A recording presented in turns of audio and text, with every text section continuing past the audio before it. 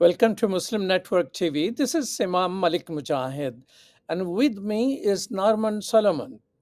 He is the author of a new book, War Made Invisible, and subtitle is How America Hides the Human Toll of Its Military Machine.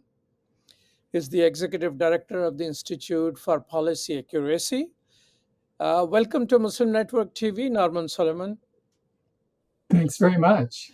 Well, share with us, war and peace. It seems that, people are all just getting news about Ukraine doing this and Russia doing this and all that.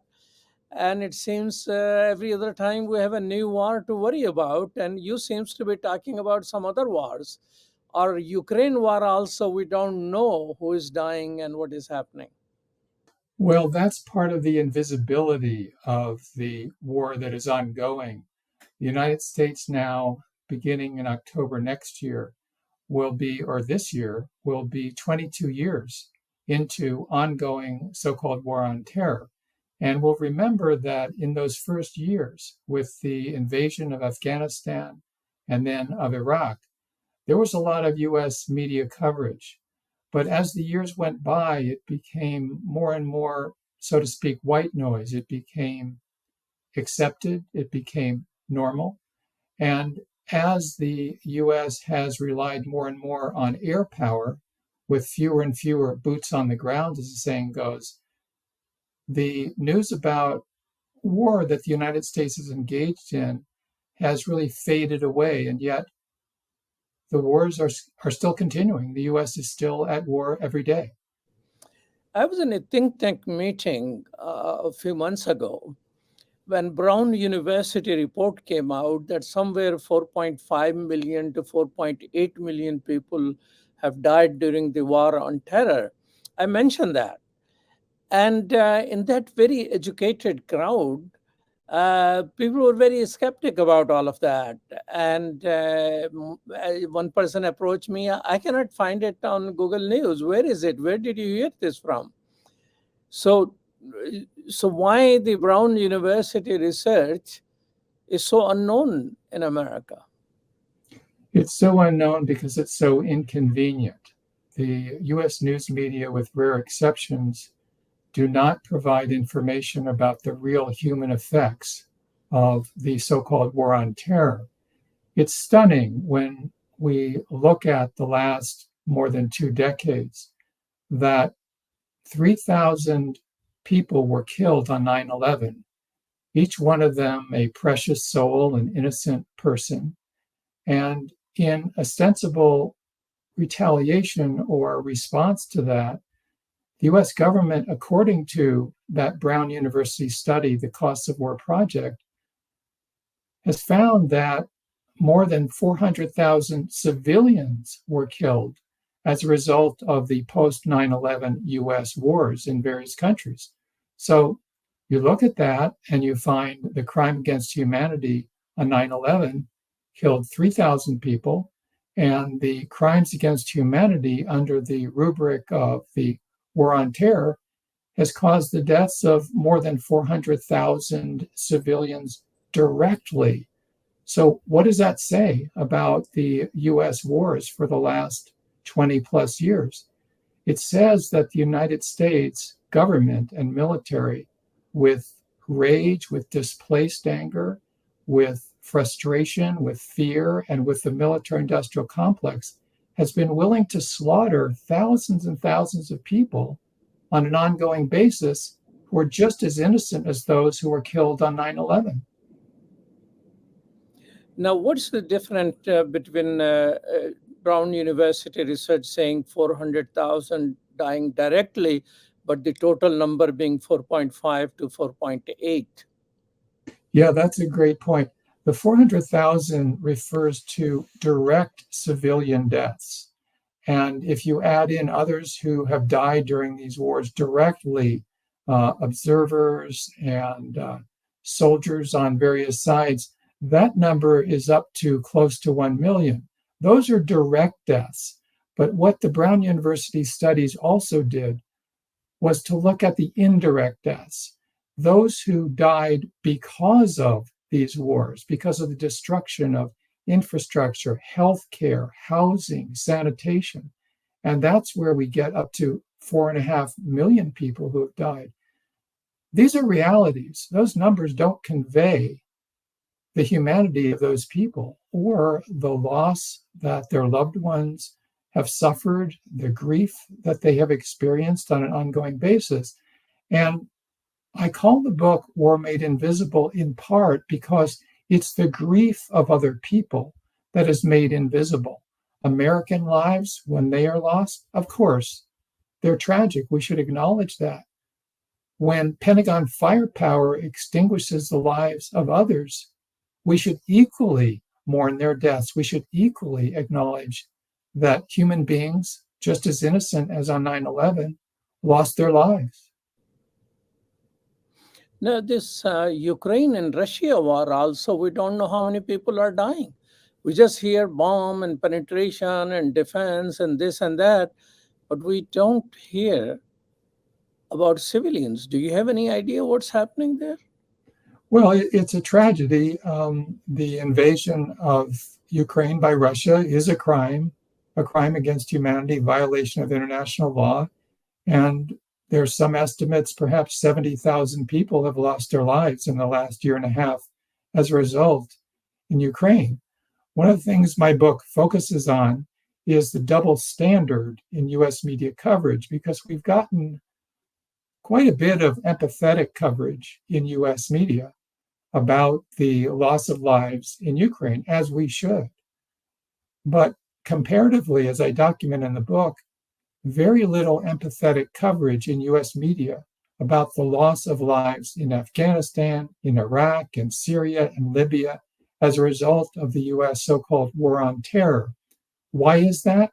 Because US news media take their cues and guidance from the US government, from the Pentagon, from the State Department, and also because of racial bias. The United States government is engaged in a war on people of color. And when I was working on the book, it dawned on me that virtually every person killed in the so-called war on terror by the United States has been a person of color. And we hear about how, and we should hear about how there is systemic racism in the United States. What happened to George Floyd, what happens to many people of color in this country. And yet we have a failure to acknowledge that systemic racism also affects US foreign policy. I want to be very clear, and I stress this in the book.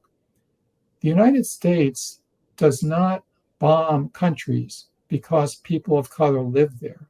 But the fact that people of color live there makes it easier politically and psychologically in the United States to initiate warfare in those countries and to continue it.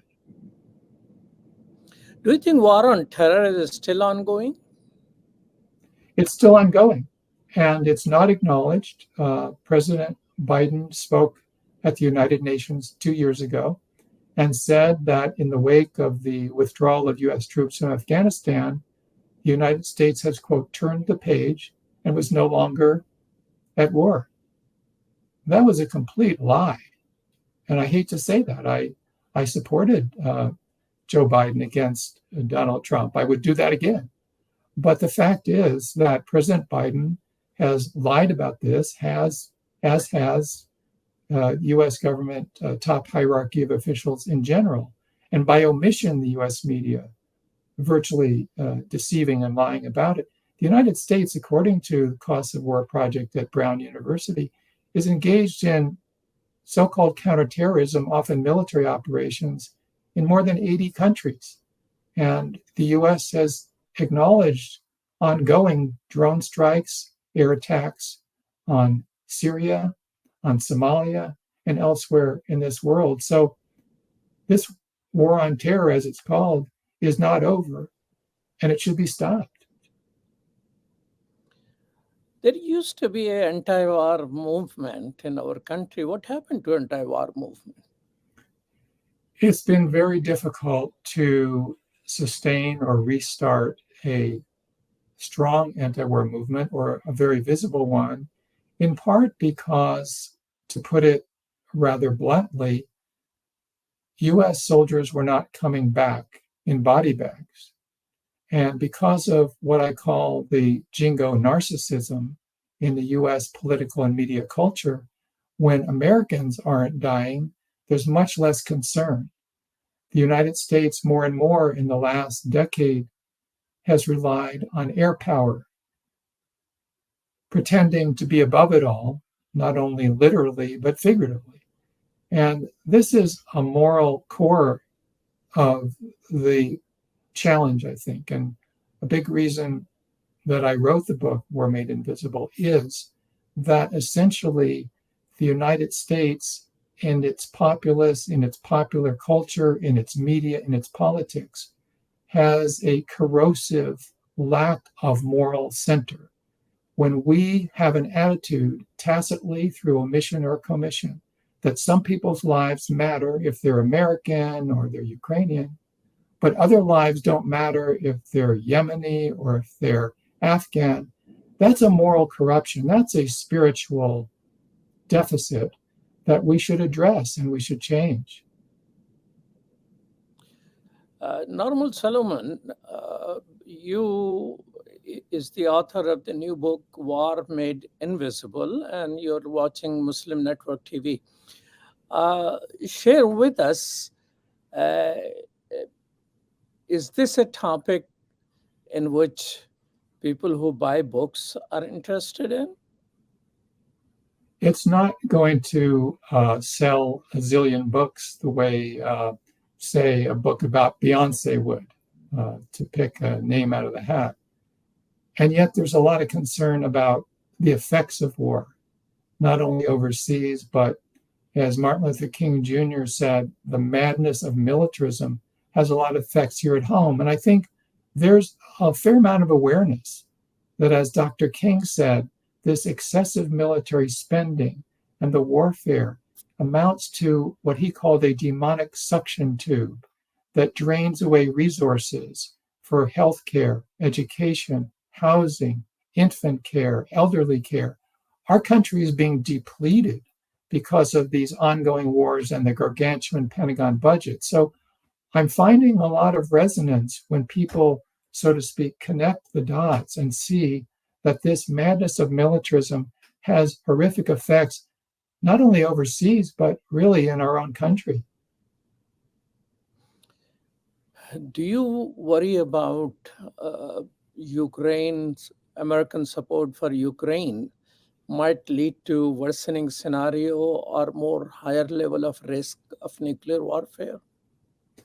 I absolutely do worry about it. I think that the US media and politicians should be talking about it a lot more. They rarely do at all. The chances of nuclear war, and I remember what the great Congressman Ron Dellums once said, nuclear weapons are an equal opportunity destroyer. We all have our futures and the planet at stake.